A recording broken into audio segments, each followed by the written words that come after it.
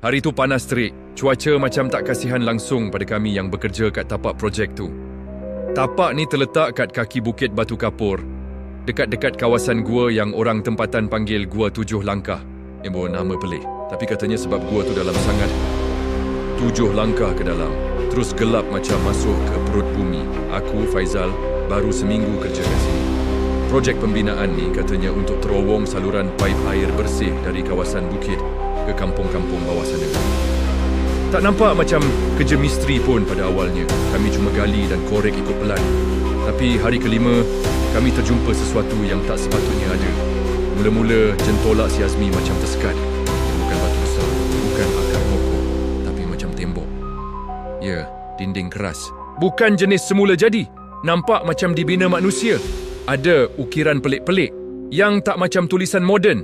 Yang buat aku meremang, ukiran tu ada bentuk manusia tengah tunduk dan simbol bulat dengan mata besar kat tengah. Macam simbol mata yang tengok kita balik. Azmi cepat-cepat matikan enjin jentolak dan panggil kami semua. Kami tengok sama-sama, masing-masing dah rasa tak sedap hati. Tapi biasalah. Supervisor projek, Encik Razlan, dia jenis keras kepala. Dia suruh pecahkan juga tembok tu. Kononnya buang masa je nak tangguh kerja. Aku dan beberapa pekerja lain terpaksa ikut arahan. Kami guna jackhammer dan cangkul dan akhirnya tembok tu runtuh. Tapi masa tu jugalah bau busuk naik menusuk hidung. Macam bau bangkai yang lama sangat ditanam tapi tiba-tiba dibuka. Serius, aku hampir muntah. Bau tu tak boleh nak dijelaskan dengan kata-kata. Bukan bau biasa. Di sebalik tembok tu ada lubang gelap macam terowong. Angin dari dalam keluar perlahan-lahan, seolah-olah sesuatu yang dah lama terkunci kini dibebaskan. Aku perasan suhu sekeliling turun secara tiba-tiba. Dari panas terik terus rasa sejuk macam dalam peti ais. Kami semua pandang satu sama lain, tak tahu nak buat apa. Tapi si Razlan suruh kami masuk dan periksa. Katanya kalau ada laluan kosong, ini boleh jadi shortcut untuk kerja paip. Aku tak sedap hati tapi terpaksa ikut juga. Aku, Azmi dan seorang lagi kawan Ravi masuk dulu. Kami bawa lampu suluh dan penanda merah in case kena patah balik. Laluan tu sempit sikit tapi cukup untuk seorang demi seorang jalan. Dan dinding dalam tu penuh dengan lumut dan kesan tangan. Tapi tangan-tangan tu bukan kesan biasa. Macam dicelup dalam darah dan dicapkan kat dinding. Ravi berhenti sekejap dan suruh kami diam. Dia kata dia dengar suara macam orang bisik-bisik. Tapi bila kami dengar betul-betul, tak ada bunyi pun. Sunyi, cuma dengar degupan jantung sendiri. Kami teruskan jalan dan dalam lebih kurang 50 meter ke dalam, kami sampai satu ruang terbuka. Besar macam dewan, tapi penuh dengan struktur batu berbentuk kubur. Dia kubur. Ada lebih 20 buah susun berbaris. Atas setiap kubur tu ada ukiran nama yang tak dapat kami baca. Tulisan macam campuran Sanskrit dan Arab lama. Azmi bergurau, mungkin ni kubur askar penjajah. Tapi aku tak tahu langsung. Tiba-tiba Ravi cerit. Kami pusing, nampak dia berdiri terpaku sambil tunjuk ke arah salah satu kubur. Penutup batu kubur tu bergerak sendiri. Macam ada sesuatu dalam tu nak keluar. Aku tarik Ravi, suruh dia jangan dekat. Tapi waktu tu juga lampu suluh kami mula kelip-kelip dan kemudian mati terus. Dalam gelap tu, aku rasa tanah bawah kaki macam bergegar perlahan. Bukan gempa tapi macam ada yang hidup di bawah. Kami semua lari keluar ikut laluan tadi dalam keadaan panik. Nafas tercungap-cungap, peluh sejuk membasahi baju walaupun suhu sejuk. Bila kami sampai semula kat luar, matahari dah mula nak terbenam tapi suasana macam berubah. Pokok-pokok nampak macam layu, udara rasa tebal dan berat. Yang pelik Encik Razlan tak ada, padahal dia tunggu dekat luar tadi. Kami panggil-panggil tapi tak ada sahutan. Sampailah waktu maghrib, kami terpaksa berhenti dan buat laporan. Tapi tak ada siapa yang datang. Esoknya baru kami tahu Encik Razlan hilang tanpa jejak. Kereta dia masih ada, telefon dia pun ada atas meja tapak projek, tapi dia hilang macam gaib. Sejak tu kerja projek dihentikan dan sementara. Tapi yang anehnya, setiap malam dari arah gua tu bunyi pelik kedengaran. Macam ada orang menjerit perlahan, kadang macam bunyi gendang lama. Azmi kata dia nampak kelibat putih lalu di tepi khemah dia. Ravi pula demam panas 3 hari dan mengigau. Dan dengan nama yang pelik, Tun Tangkal. Kami tak tahu siapa dulu. Aku mula cari maklumat pasal kawasan ni. Aku tanya-tanya orang kampung. Barulah terbongkar cerita lama bahawa gua tu sebenarnya tempat pemujaan zaman kolonial, tempat rahsia untuk tahanan dan pengorbanan. Tapi yang paling menakutkan, katanya sesiapa yang ganggu kawasan tu takkan selamat, dan kami dah pun terlibat. Selepas kejadian hari itu, keadaan tapak projek jadi macam tempat larangan. Pihak syarikat buat keputusan untuk tangguh operasi selama 2 minggu kononnya atas alasan keselamatan, tapi kami semua tahu itu sebab kehilangan Encik Razlan yang masih belum dijumpai. Pihak polis pun datang buat siasatan, tapi bila mereka cuba masuk ke dalam gua yang kami bongkar hari itu, mereka cakap tak jumpa apa-apa terowong pun. Serius, macam tak masuk akal. Aku, Azmi dan Ravi masuk sendiri. Kami nampak dengan mata kepala sendiri. Terowong tu wujud, malah ada kubur dalam tu. Tapi polis cakap gua tu cuma kosong, sempit dan tak ada laluan ke mana-mana. Sejak tu, Ravi tak banyak bercakap. Minta dia murung, macam orang hilang semangat. Malam-malam, dia kerap menangis dalam khemah. Aku dengan Azmi pun jadi serba salah. Bila ditanya, dia cuma cakap satu ayat berulang-ulang. Dia ikut aku balik, Jai. Dia ikut aku balik. Aku sangka Ravi cuma trauma. Tapi 2 malam lepas tu, dia terus hilang. Gaib macam Encik Razlan. Kami tinggal cuma kasut dan jaket dia di luar khemah. Kami cari sekitar hutan, lapor pada polis. Tetap sama, tak ada jejak. Itu malam aku mula dengar bunyi itu juga. Mula-mula macam bunyi seretan rantai besi. Perlahan, dari arah gua. Kemudian, dan suara. Sayup. Macam perempuan menangis. Tapi bila aku keluar tengok, tak ada sesiapa. Hanya angin dan kabus nipis yang turun awal walaupun belum pukul 9 malam. Azmi ajak aku keluar dari tapak. Dia kata, Jai, ini bukan tempat kita. Ada benda kat sini dan dia tak suka kita ada. Aku setuju. Tapi belum sempat kami kemas barang, datang seorang lelaki tua naik motor buruh. Pakaian dia lusuh, kain pelikat pudar, tapi wajah dia tajam. Memandang kami. Dia kata nama dia Tok Man. Tinggal dekat kampung Bukit Sungai, kira-kira 3 kilometer dari tapak. Katanya dia dah dengar cerita pasal kejadian kami. Tapi lebih dari itu, dia tahu apa yang kami dah buka. Benda yang terkunci dalam gua tu bukan sekadar sejarah, dia sumpahan lama. Kubur yang kau nampak tu bukan kubur manusia biasa. Itu tempat penahanan roh yang dilaknat, kata Tok Man dengan suara perlahan. Azmi tanya, siapa yang tanam benda tu dalam gua? Tok Man pandang kami lama, kemudian dia duduk atas akar pokok dan mula cerita. Katanya, beratus tahun dulu, masa zaman penjajah, gua tu dijadikan tempat pelaksanaan ritual hitam. Ada satu puak pengikut ajaran sesat yang tinggal secara sembunyi di kawasan hutan Batu Kapur ni. Mereka sembah penunggu mata satu, makhluk yang konon boleh beri kekuasaan tapi dengan syarat korban nyawa. Setiap bulan purnama, mereka akan culik sesiapa yang hilang arah di kawasan ini. Pelombong, ladang, budak-budak kampung dan dijadikan korban.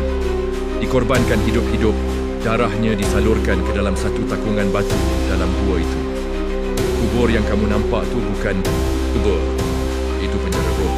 Setiap satu roh yang terkorban dikunci dalam batu tu. Dan bila kamu pecahkan tembok, kamu lepaskan mereka semua. Tok Man cakap sambil telan air liur. Aku menelan air liur sendiri. Nafas aku mula tak stabil. Azmi cuba buat lawak. Tok, aku cerita macam filem. Tapi Tok Man tak ketawa. Dia cakap, sebab korang tak percaya, dia ikut korang balik. Ravi, dia dah jadi mangsa. Dan sekarang giliran siapa pula? Tok Man tinggalkan kami dengan satu amaran. Jangan pernah tidur dekat tapak ni lagi. Jangan sesekali pandang ke arah gua waktu malam. Dan kalau terdengar suara memanggil nama korang, jangan jawab. Sebab itu bukan suara manusia. Malam tu aku tak rina tidur. Azmi pun. Kami cuma duduk dalam khemah, baca ayat suci, pegang buat tasbih yang Tok Man bagi. Tapi tepat pukul 2 pagi, aku dengar suara Ravi. Jai, tolong aku. Sejuk, gelap. Jangan tinggal aku. Azmi pun dengar. Kami berdua pandang satu sama lain. Suara tu datang dari luar khemah. Perlahan mendayu. Seolah-olah Ravi tengah merangkak ke arah khemah. Tapi aku ingat pesan Tok Man. Aku peluk lutut kuat-kuat. dan tutup telinga. Azmi hampir nak keluar, tapi aku tahan dia. Tiba-tiba ada tap-tap-tap, bunyi jari kuku ketuk bahagian luar khemah. Kemudian khemah bergoyang dan satu suara garau menyusul. Aku dah bebas, giliran kau pula. Dan sekelip mata, semua senyap. Pagi esoknya khemah kami koyak, macam disiat dari luar. Barang-barang bersepah. Tapi kami masih hidup. Cuma ada satu ukiran muncul kat tanah dekat depan khemah. Lambang mata yang sama macam ukiran kat tembok dalam gua tu. Aku tahu benda ni belum habis. Dan aku tahu aku tak boleh lari. Pagi tu, aku dan Azmi dah tekad nak balik ke bandar. Tak kisah kalau kena berhenti kerja pun. Tapi sebelum sempat kemas semua barang, muncul satu kereta Protonwira lama berhenti betul-betul depan tapak khemah kami. Seorang perempuan keluar dan muda lagi, mungkin awal 20-an. Berkacamata bulat, rambut diikat tinggi, baju t-shirt universiti dan pegang fail tebal. Aku rasa dia tersalah tempat, Azmi bisik sambil berpeluk tubuh. Tapi perempuan tu terus datang ke arah kami dengan yakin. Dia perkenalkan diri. Nadia, pelajar tahun akhir jurusan arkeologi dari Universiti Kebangsaan. Katanya dia sedang buat kajian tentang gua-gua purba di Ipoh. Dan dengar desas-desus pasal penemuan tapak lama kat kawasan ni dari kenalan dalam jabatan kerajaan. Ada yang hantar gambar struktur batu pelik dekat sini, katanya sambil buka, unveil dan tunjuk imej-imej kabur yang tipu gambar tembok yang kami pecahkan. Tapi kami tak pernah ambil gambar tu. Siapa yang ambil? Azmi mula jadi resah, tapi aku rasa mungkin ni peluang untuk orang luar bantu siasat. Aku cerita serba sedikit pada Nadia, walaupun tak cerita habis pasal suara, mimpi dan kehilangan orang. Aku cuma kata kami nampak kubur lama dalam gua. Lepas tu, jalan masuk hilang esoknya. Kalau awak benarkan saya buat pemeriksaan ringkas, saya boleh bantu. Saya ada alat pengimbas struktur bawah tanah dan kamera spektrum IR, kata Nadia dengan yakin dia bukan datang main-main. Bawa satu beg alat lengkap, dari alat pengimbas lantai hingga kamera suhu. Jadi, kami pun bawa dia ke kawasan asal tembok. Tapi, seperti yang polis cakap, terowong tu dah tak ada. Hanya gua kosong, berlendir, penuh batuan lembap dan bau tanah basah. Nadia tak putus asa. Dia guna pengimbas lantai dan sesuatu yang sangat aneh muncul di skrin. Lakaran satu struktur bawah tanah dalam bentuk bulatan besar, bersambung dengan lorong-lorong kecil macam sarang labah-labah. Di tengahnya ada satu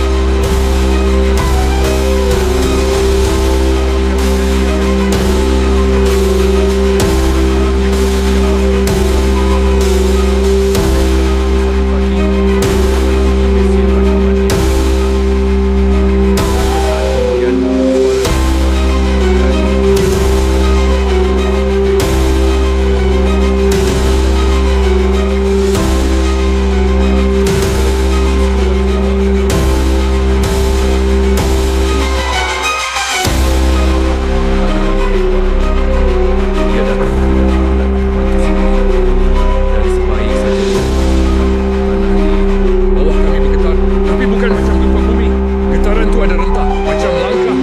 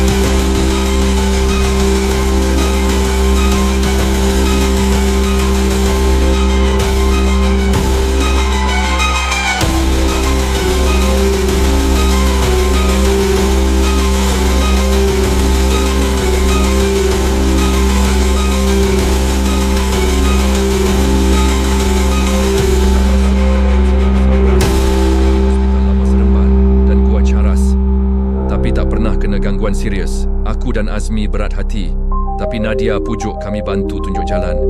Aku setuju dengan satu syarat. Kami tak masuk ke dalam gua. Cukuplah sekali. Malam esoknya, 5 orang dari pasukan tu sampai. Semua lengkap dengan kamera night vision, alat pengesan EMF, perakam suara dan beberapa alat pelik yang aku sendiri tak pernah tengok. Ketua pasukan Zack, seorang lelaki berambut panjang dan bercakap penuh keyakinan. Kami dah biasa, tenang saja.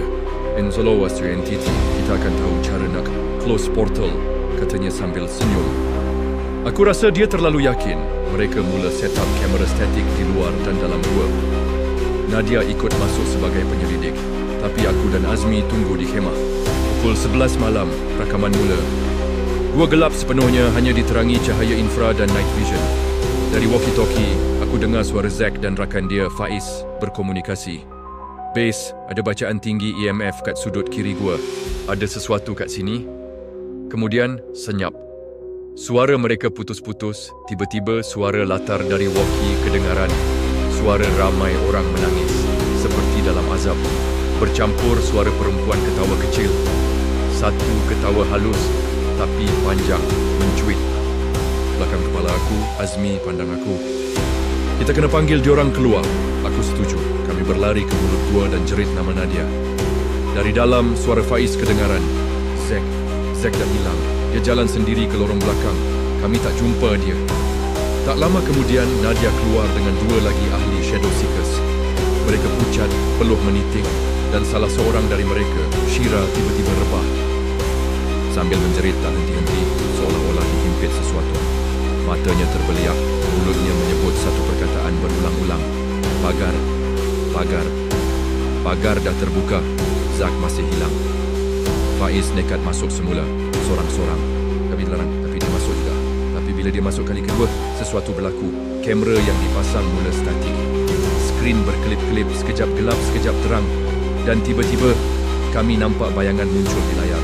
Tapi bukan Zack, bukan Faiz. Bayangan seorang perempuan berpakaian putih kotor, rambut panjang mencecah tanah, berdiri di tengah gua.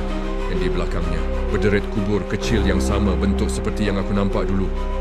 Tapi kali ini, ia bernafas. Kubur tu bergerak naik turun perlahan-lahan.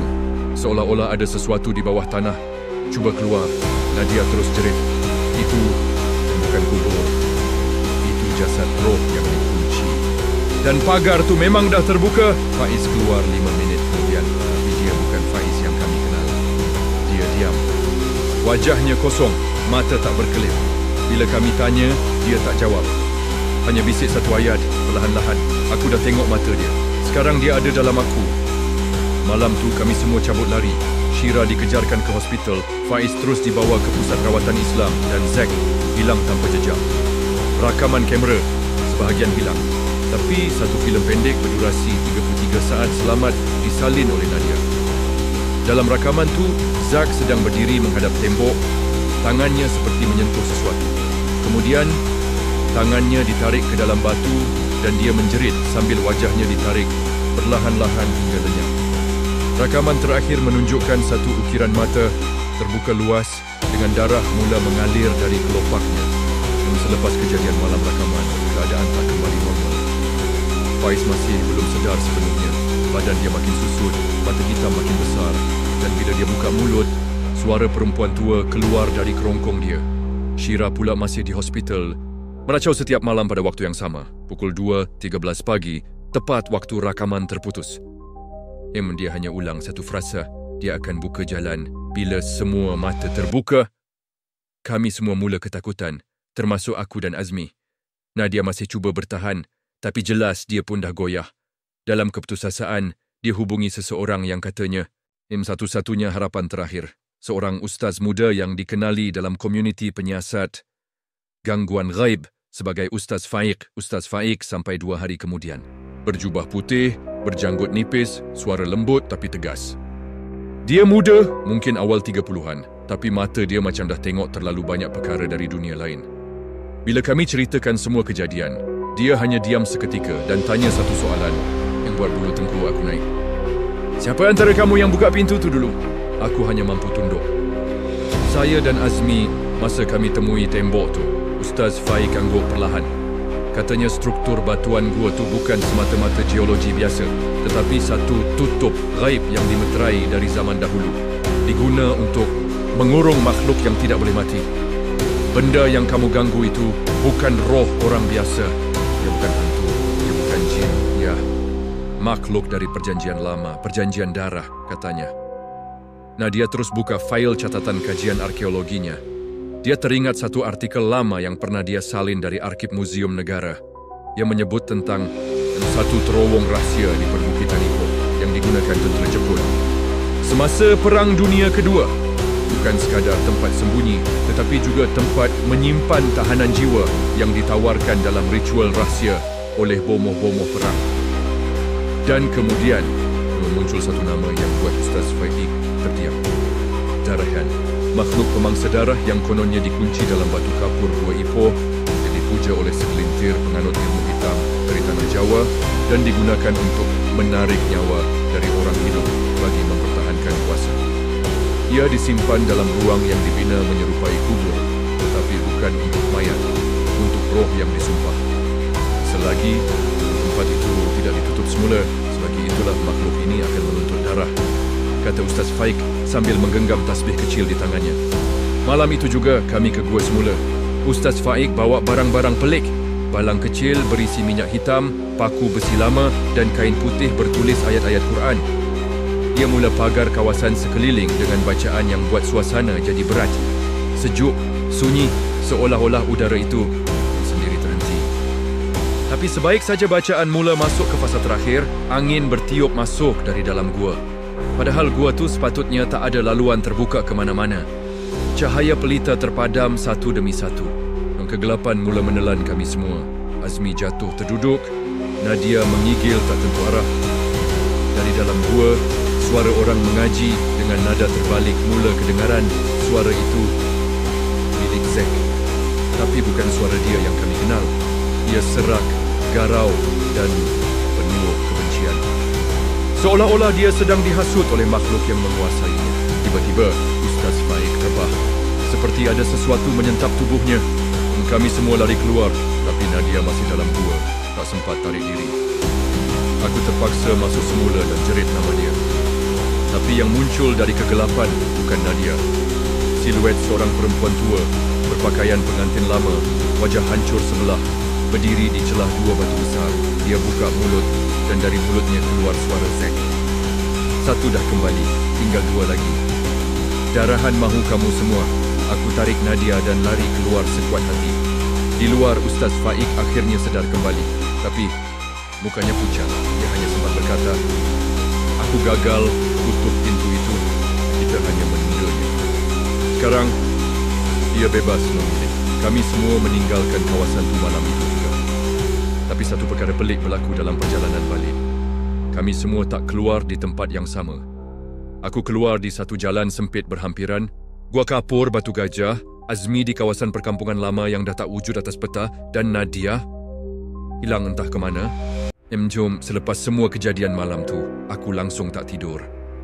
Kepala aku berserabut, muka Nadia masih terbayang-bayang dalam ingatan. Tangannya yang aku pegang, tapi aku tak pasti betul ke itu Nadia, atau hanya jelmaan terakhir makhluk darahan. Esok paginya, aku hubungi Azmi, nasib baik dia masih hidup. Namun, suaranya tergetar-getar di telefon. Aku jumpa sesuatu dalam surau lama tempat aku terkeluar semalam. Ada kotak kayu, dalamnya ada manuskrip lama.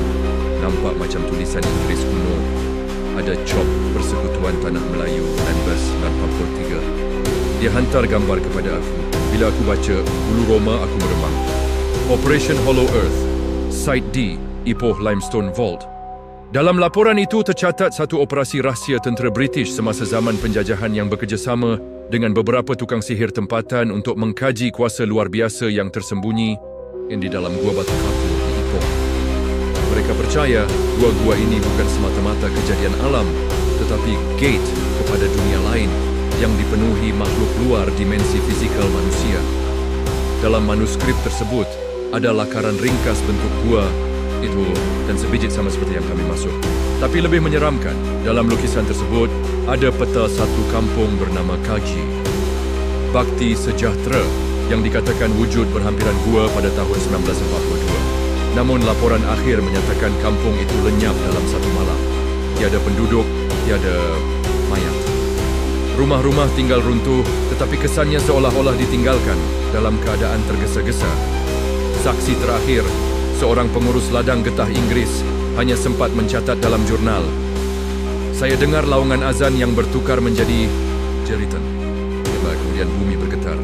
Dan semua cahaya padam. Aku, Azmi dan Ustaz Faik berkumpul semula beberapa hari selepas itu. Kami duduk di satu surau terpencil di Kuala Kangsar, jauh dari lokasi asal. Ustaz Faik masih lemah.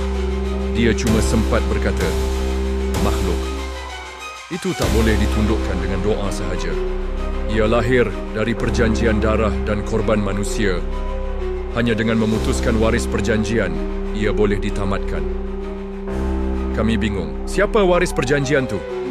Kemudian, satu nama muncul. Nadia, kakak Sid. Kami baru sedar, Nadia bukan orang biasa. Dia anak kepada Profesor Iskandar, seorang ahli arkeologi tersohor yang pernah memimpin projek ekskavasi gua itu pada tahun 1997. Tapi projek itu dihentikan secara mengejut oleh kerajaan, kononnya atas sebab keselamatan, tetapi desas-desus menyebut 3 orang pekerja mati lemas tanpa air di dalam gua tersebut. Lebih pelik, Profesor Iskandar hilang setahun kemudian dalam keadaan misteri. Mayatnya tak pernah dijumpai. Kami mula gali lebih dalam. Azmi teringat simpanan fail lama Nadia yang dibermespekkan tanpa pengetahuan dia. Dalam fail itu, ada satu video rakaman kuliah sulit Profesor Iskandar, dirakam sekitar tahun 1995. Dalam video itu, dia seolah-olah sedang membaca doa dan mentafsir simbol purba di satu batu besar, batu yang sama kami temui di gua.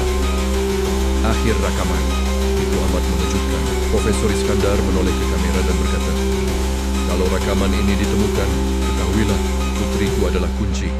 Rahan akan mencari dia kerana dalam darahnya terkandung warisan pengikat yang terakhir. Jangan biarkan dia dekati gua itu. Jangan benarkan pintu dibuka. Azmi dan aku saling berpandangan. Kita dah terlambat. Nadia dah masuk gua. Mungkin lebih dari sekali. Dan sekarang, yang dia hilang, Ustaz Faik tiba-tiba berkata. Dia tak hilang, dia dah dijemput. Darahan tak boleh hidup sepenuhnya dalam dunia ini selagi waris itu masih dalam tubuh manusia. Tapi kalau dia berjaya tundukkan waris, dunia akan buka lorong secara kekal. Aku tanya, macam mana nak selamatkan Nadia?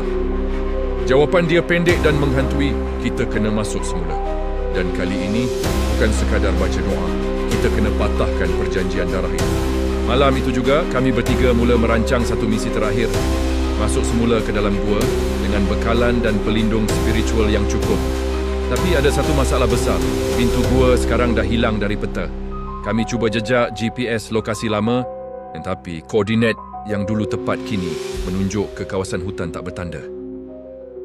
Seolah-olah lokasi itu sendiri dihilangkan dari realiti. Azmi geleng kepala. Kalau kita nak masuk semula, Kita kena cari orang yang pernah lepas dari sana. Orang yang pernah selamat. Dan tiba-tiba aku teringat sesuatu.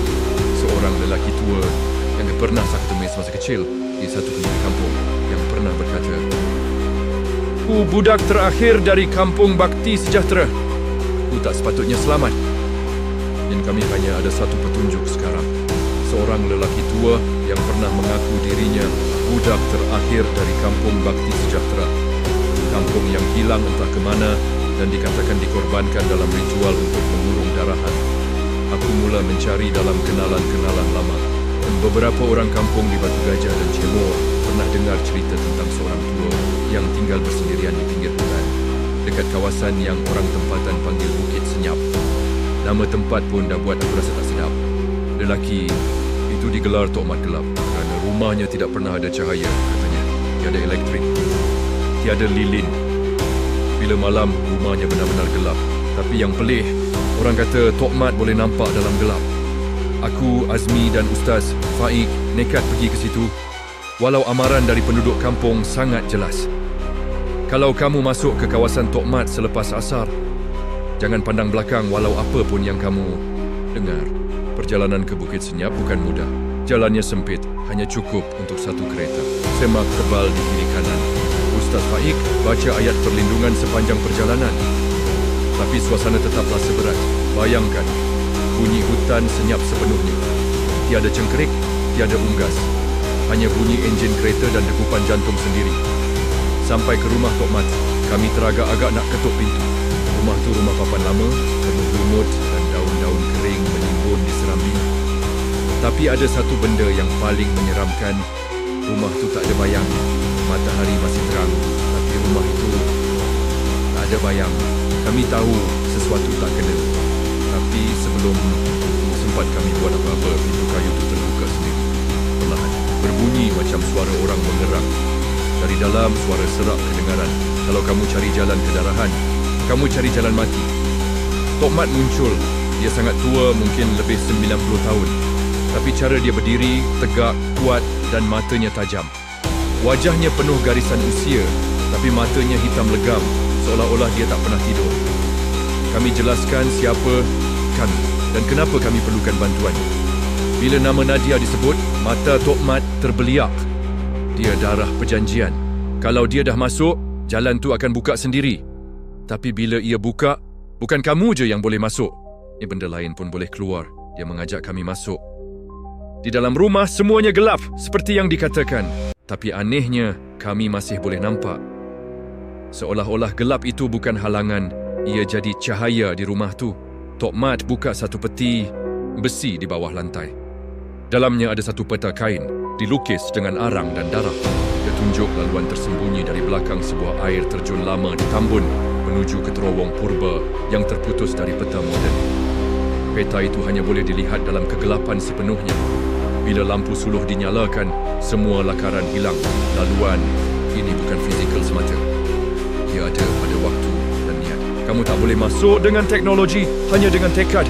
Tok Mat kemudian mengeluarkan sesuatu yang paling mengejutkan. Loket lama milik Profesor Iskandar. Katanya, dia jumpa benda tu terapung di air sungai selepas malam penuh ribut lebih 20 tahun lepas. Bapa dia pun masuk cari benda yang sama. Dan dia tak pernah keluar, kata Tok Mat. Ustaz Faik bersuara, kami tak nak buka jalan. Kami nak tamatkan ikatan tu. Tok Mat diam lama. Kemudian dia berkata perlahan, kalau begitu, kamu semua kena masuk semasa bayang tak wujud. Waktu antara dua dunia, antara maghrib dan malam sebenar. Dia tunjukkan kami simbol pelik yang perlu ditanda di pintu basuh air terjun. Satu bentuk bintang berkepak empat, dilukis dengan campuran minyak dan darah burung hantu. Itu adalah cap penam yang menghalang makhluk dari ikut kami keluar dan bila misi tamat. Sebelum kami beredar, Tok Mat beri amaran terakhir. Dalam gua tu, kamu dengar nama kamu sendiri dipanggil. Kamu jangan jawab. Itu bukan suara kamu. Kami tinggalkan Bukit Senyap senja itu dengan peta kain yang hanya kelihatan dalam gelap, simbol darah dan satu azam. Kami akan masuk ke gua semula malam ke-7 selepas bulan mati. Malam itu, aku mimpi sesuatu yang buat aku bangun dengan perut sejuk. Aku nampak Nadia berdiri dalam gua. Tapi dia bukan Nadia. Rambutnya penuh ular dan dari mulutnya keluar tangisan bayi. Dan kami bertiga, aku, Azmi dan Ustaz Faik, berdiri di hadapan air terjun Tambun yang kelihatan biasa pada siang hari, tapi malam itu segalanya berubah. Bunyi air seperti berdesir dalam bahasa asing. Cahaya bulan pun seolah enggan menyentuh kawasan itu. Peta kain yang diberi tokmat kami bentang dalam kegelapan penuh dan lambang bintang berkepak empat kami lukis dengan darah burung hantu seperti yang diarahkan. Jam di tangan menunjukkan 7:37 malam, saat antara maghrib dan malam sebenarnya. Waktu di mana dunia nyata dan dunia sebelah saling bersilang. Tiba-tiba, di balik air terjun, kabus tebal menyelubungi. Dalam kabus itu, kami nampak lorong gelap terbuka perlahan. Bukan pintu fizikal, tapi macam cermin yang retak membuka jalan ke dimensi lain. Langkah aja. Jangan pandang belakang. Walau apa pun jadi, kata Ustaz Faik sambil menggenggam tasbih batu hitam. Kami masuk. Langkah pertama, bumi di bawah kaki rasa ringan. Tiada gema, tiada bunyi air. Segalanya seperti bergerak dalam perlahan. Lorong itu sempit, gelap dan dindingnya hidup. Ya, hidup. Ada urat denyutan halus. Seolah-olah kami sedang berjalan dalam tubuh makhluk gergasi. Azmi mula sesak nafas. Ustaz Faik bisikkan ayat-ayat ruqyah perlahan. Tapi suasana makin mendesak. Bayang-bayang mula berubah bentuk. Aku nampak bayang aku sendiri tiba-tiba mengangkat tangan tanpa aku bergerak. Seolah-olah ada sesuatu mengawal bayang-bayang kami. Kemudian, kami tiba di satu dewan gua yang luas dikelilingi kubur lama. Batu nisan dari kayu, penuh ukiran pelik yang tak pernah kami lihat sebelum ini. Bukan Arab, bukan Sanskrit, tapi hidup seperti berdenyut. Di tengah dewan itu, ada satu tiang batu yang terikat dengan rantai hitam. Dan di bawahnya, Nadia. Dia terduduk, mata tertutup, tangannya diikat rantai emas tua. Wajahnya pucat, tapi dadanya masih bergerak. Dia masih hidup. Kami terus meluru. Garaknya kesekos, tapi tiba-tiba lantai bergetar. Kau datang kembali, darah pengkhianat. Suara itu menggema bukan dari satu arah, tapi dari dalam kepala kami. Dan seolah-olah makhluk itu bercakap melalui jiwa. Dinding gua mula meleleh darah. Simbol-simbol pada batu nisan menyala merah. Satu persatu kubur terbuka dan makhluk yang keluar bukan mayat, tetapi bayang-bayang manusia yang cacat bentuk melayang, tanpa kaki, dengan muka yang sengit, mata putih dan mulut yang hanya mengilai tanpa suara. Ustaz Faik mula membaca doa kuat-kuat. Suaranya bergetar tapi jelas. Tasbihnya berasap. Tapi Azmi tiba-tiba tergamam. Aku dengar suara mak aku. Katanya perlahan. Azmi, jangan jawab. Aku jerit. Tapi dia dah terbalikkan kepala. Pandang ke belakang. Wajah dia kosong. Mulut dia berbisik. Ibu? Seketika itu juga bayangan hitam menyerap masuk ke dalam tubuh Azmi. Dia rebah dan seluruh gua bergema dengan jeritan. Aku dan Ustaz Faik terpaksa tinggalkan Azmi. Kami berlari dan ke arah Nadia. Dan Ustaz Faik mulakan bacaan Fatah Ikatan Darah. Bacaan yang ditulis dalam manuskrip lama tokmat, ayat campuran doa dan kalimah kuno. Semasa bacaan itu dimulakan, rantai emas mula meleleh. Dari dinding, makhluk hitam mula merangkak. Tubuhnya panjang, bermata satu dengan tanduk dan tangan berbelas-belas. Itu darahan. Makhluk itu bukan hantu. Ia sesuatu yang lebih tua dari jin. Ia entiti yang wujud sebelum manusia menulis sejarah. Aku berdiri di antara darahan dan Ustaz Faik dengan loket milik Profesor Iskandar di tangan. Loket itu terbuka dan di dalamnya ada sehelai rambut. Ustaz Faik jerit, "Letakkan rambut itu atas batu pemutus." Aku buat seperti disuruh. Saat rambut itu menyentuh batu, dunia berhenti. Semua bunyi lenyap, darahan terhenti. Bayangan gelap di sekeliling seperti beku. Dan dari tubuh Nadia keluar cahaya putih yang memancar kuat, tapi bukan menyilaukan. Dia panas, membakar, darahan meraung. Suara raungannya seperti ribuan orang mati menjerit dalam satu masa. Tubuhnya mula menghakis dan satu persatu bayangan mula hilang dari gua. Cahaya semakin kuat dan aku pengsan. Aku terjaga di tepi air terjun pagi esoknya. Nadia ada di sebelah aku, sedar walaupun lemah. Ustaz Faik duduk bersandar pada batu dan keletihan. Tapi Azmi tiada.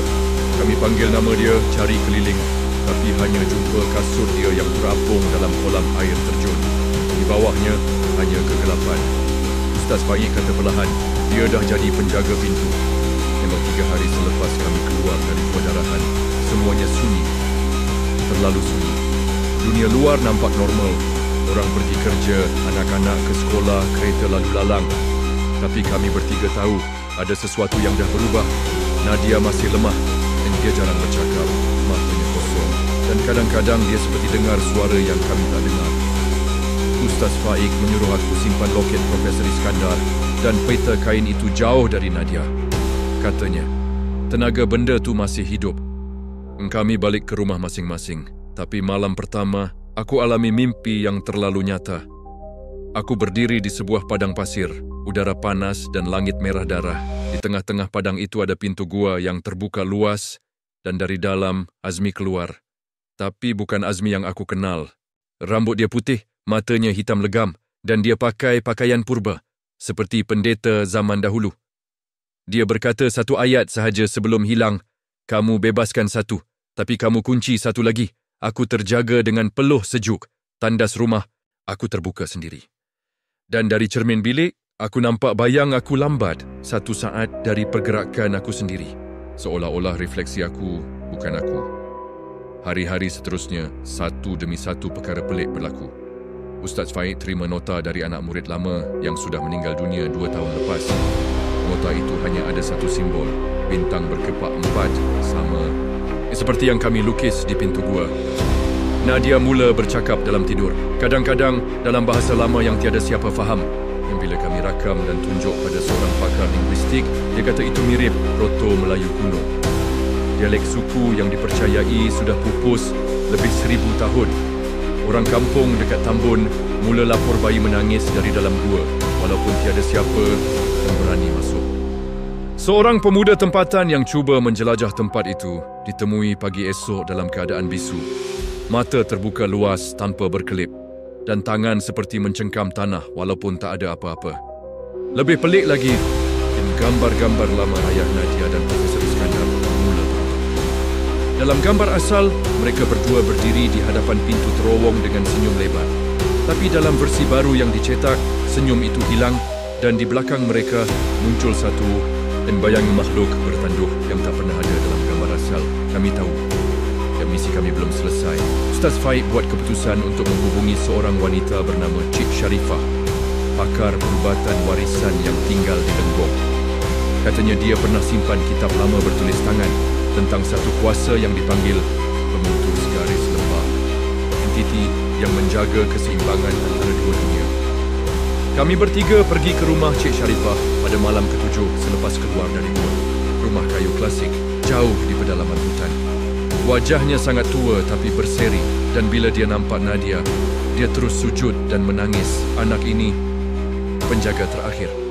Kami terkejut. Dia jelaskan semuanya. Darahan itu bukan sekadar makhluk, dia penunggu pintu Lamsuir, satu lorong kuno yang menghubungkan dunia manusia dan alam cerminan. Penjaga gua ditukar setiap satu kitaran langit, iaitu 33 tahun. Orang terakhir yang mengawal darahan ialah Profesor Iskandar. Tapi bila dia cuba hancurkan pintu itu, dia sendiri terperangkap. Nadia ialah waris darahnya. Bila dia dibawa ke terowong, pintu itu mula retak. Bila kamu bebaskan dia, kamu sebenarnya membuka semula jalan yang sepatutnya kekal tertutup. Kami bertiga termenung. Segalanya mula masuk akal. Kenapa Azmi hilang? Kenapa dunia mula berubah? Kami telah ubah imbangan antara dunia. Tapi yang paling mengejutkan, Cik Sharifah keluarkan kitab yang selama ini disimpan dalam balang tanah liat. Dia ditulis dengan darah dan dakwat dalam kulit harimau. Dia buka muka surat terakhir, ada lukisan 3 orang berdiri di depan gua dan wajah kami bertiga ada dalam lukisan itu, termasuk Azmi dalam pakaian pendeta yang aku lihat dalam mimpi. Cik Sharifah bisik, benda ini dah ditulis. Kamu cuma sedang ikut jalan yang sudah dimeterai ribuan tahun dahulu. Yang tanggal 10 Muharram. Malam gelap tanpa bulan, angin mati, hutan senyap. Kami bertiga, aku, Nadia dan Ustaz Faik, kembali ke tempat semuanya bermula. Tapi kali ini kami bukan datang untuk menyelamatkan sesiapa. Kami datang untuk menamatkan semuanya. Cik Sharifah telah memberi kami satu misi terakhir. Tutup pintu dengan darah penjaga. Ini kami tak pasti maksudnya. Tapi satu yang kami tahu, salah seorang daripada kami tidak akan kembali. Air terjun Tambun malam itu tidak berbunyi, seperti ia tahu apa yang akan berlaku. Kabus muncul semula dan pintu cerminan terbuka tanpa kami perlu buat apa dan apa. Seolah-olah alam itu sendiri menjemput kami masuk ke dalam. Kali ini gua itu berwajah berbeza, lebih gelap. Dinding-dindingnya bergerak perlahan seperti bernafas dan bau darah dan besi memenuhi udara. Kubur lama masih ada tapi semuanya terbuka dari jauh. Terdengar suara tangisan dan gelak ketawa dalam masa yang sama. Kami tiba di Dewan Utama, tempat di mana semuanya bermula, dan di tengah-tengah ruang yang itu Azmi berdiri, tapi bukan Azmi yang kami kenal. Dia berpakaian putih penuh dengan mata hitam dan rambut beruban sepenuhnya. Ini di belakangnya. Bayangan darahan muncul semula, kali ini lebih besar, lebih kuat. Tapi darahan terikat. Azmi bersuara tenang. Aku kini penjaga pintu, tapi pintu ni masih terbuka. Seseorang mesti gantikan aku atau dunia kamu akan musnah. Kami yang tergamam. Azmi tunjuk kepada Nadia. Dia waris darah. Kalau dia kekal hidup, darahan akan terus terikat pada dunia kamu. Tapi kalau dia mati di sini, pintu akan tertutup selama-lamanya. Nadia menangis.